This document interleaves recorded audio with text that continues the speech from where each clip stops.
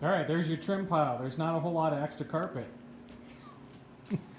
I figured it would be easier to shoot a little potato video of the 76 wagon carpet from Australia. I'll put a link in this post. I think that's farther up in the build as well.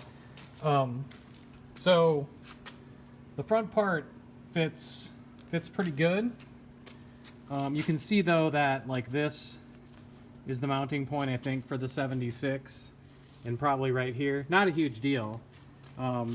This one, no issue. You can see there must be a raised hump right here, so it gets squashed down when you do that. But it fits really nice up in here. The footwell area fits perfectly, and then I did have to trim, of course, off the edges. Just a little bit. The back part fits exactly like the 76 and 77 from their back. Must be really, I mean, they're almost exactly the same. Let me go around and show you just kind of what the oddities are. April 1st, and I use the snowblower. Yeah. So I didn't put the mount back in, but you can see, so I don't know, there must be a little bit of a length difference, because there's maybe, I don't know, 4 or 5 inches of overlap here. Not a huge deal, but I just punched some holes with the hot trick, that, and then the seat heaters. I did have to extend both the switch and the connection for the pads. The Scheelman seat ones they're too short by about 16 inches or something, just because the routing on these. And I did not put I cut the hole for the go pedal, and then this stuff all lines up just like the other stuff. You can see there's just a teeny bit of a crinkle up here, so there must be slight mismatch, but it's really not noticeable. And I didn't put back in the tractor foot piece. I'm gonna try it without it. It's not gonna be hard to do it afterwards. And again, you can see here's the hump for the 76, and there must be the mounting point here again. With the suspension base, not a huge deal, and then it's just gonna squish that one down as well.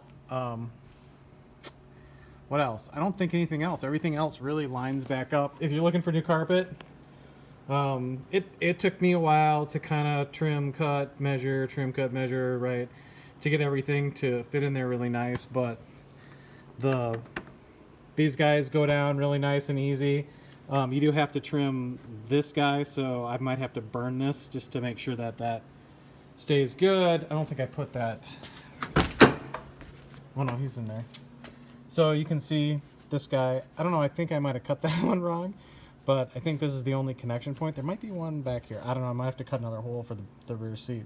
I need to take the rear seat downstairs, and I'm gonna see if I can order some yardage of this, so I can then use it for the door cards and everything else that I need to.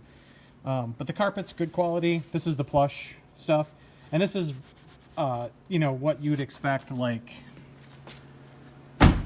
this is a 2000 4Runner. This is my fun truck, but it's the same. Like, this is the American 4Runner carpet, which would be a plush pile deal. Exactly the same kind of carpet as in that stuff. So I hope that answers the questions. I'm sure you might have one. If you're on the fence about it, it's really nice to have new carpet. For sure. You can see my old stuff was actually pretty dingy and pretty worn in places.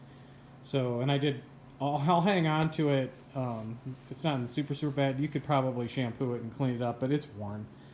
So that's it. Good luck. Slava Ukrainsky.